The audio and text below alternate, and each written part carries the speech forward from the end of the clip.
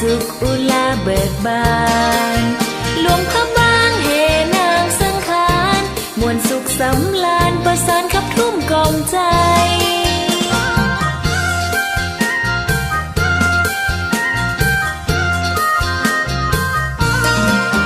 ผู้สีผู้เท้าผู้นางน้ำของบ่ห่างน้ำคานสดใสปู่ย่าย่าย่าอวยพรใส่ให้อยู่สุขสบายหุ่งเฮืองศรีวิไลปีใหม่ลาวตำนานมีมาเมื่อยามเดือนห้าเจ็ดเทพธิดาออกวังมีแห่บ่แห่นางสังขารหีบของเมืองบ้านตกผาทาสายมงคล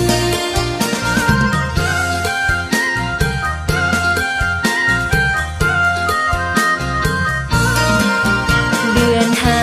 ดอกจำปาบานฉลองสงกรานต์ประเพณีปีใหม่ลาวฮอดสงเพื่ออวยพรใส่โชคดีปีใหม่อย่าลืมไหลหลวงพระบาง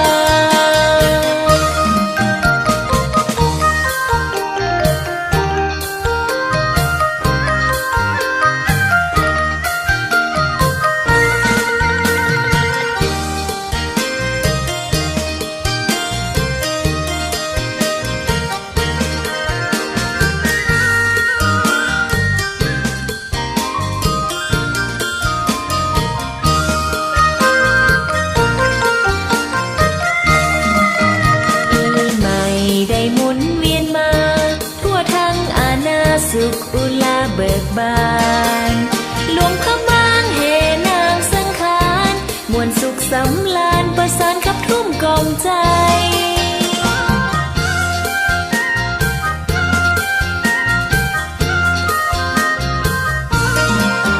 ผู้สีผู้เท้าผู้นางน้ำของบ่ห่างน้ำคานสดใสปู่ย่าย่าย่าอวยพรใส่ให้อยู่สุขสบายหุ่งเฮืองศรีวิไลปีใหม่ลาวตำนานมีมาเมื่อยามเดือนห้าเจ็ดเทพธิดาออกวังมีแห่บ่แห่นางสังขารหีบของเมืองบ้านตกผาทาสายมงคล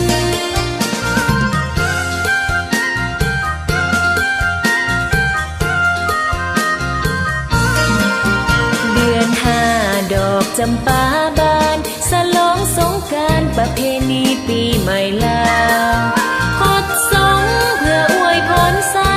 โชคดีปีใหม่อย่าลืมไหลหลวงพระบาง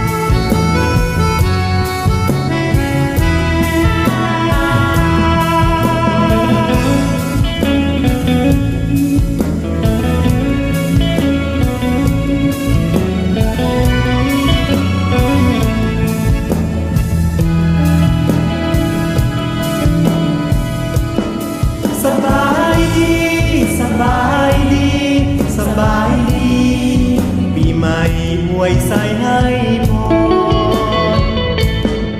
สบายดีสบายดีสบายดีปีใหม่ให้สุขสำราญปีเก่าได้ผ่านพ้นไปวันนี้ปีใหม่ขอท่านจงสุขีความทุ กข์โลกภัยอย่ามีความทุกข์โลกภัยอย่ามีท่านจงโชคดีมีใสตลอดไปสบายดีสบายดีสบายดีปีใหม่ขอจงสำลานอันตรายโลกภัยให้หนี้ขอท่านจงมีอายุมั่นยืนความเจ็บอย่าได้ความไข้อย่ามีความเจ็บอย่าได้ความไข้อย่ามี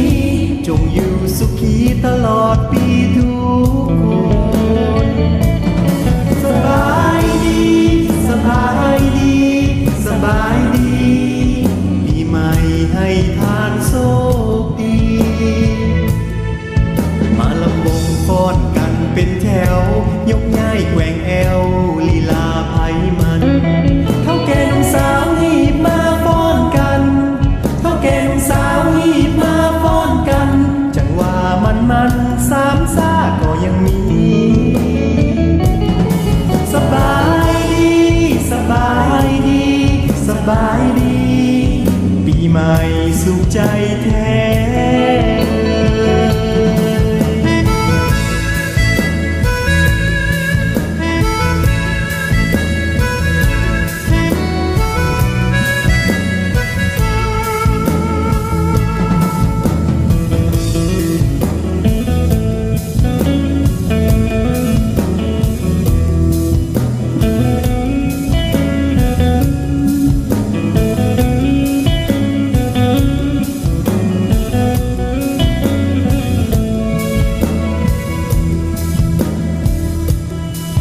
อันตรายโลกภัยให้หนี้ขอท่านจงมีอายุมั่นยืนความเจ็บอย่าได้ความไข้อย่ามีความเจ็บอย่าได้ความไข้อย่ามีจงอยู่สุขีตลอดปีทุกคนสบายดีสบายดีสบายดีปีใหม่ให้ทานโชคดีมาลำวงฟ้อนกันเป็นแถวยกย้ายแกว่งแอวลีลาไผมันเท่าแก่หนุ่มสาวหีบมา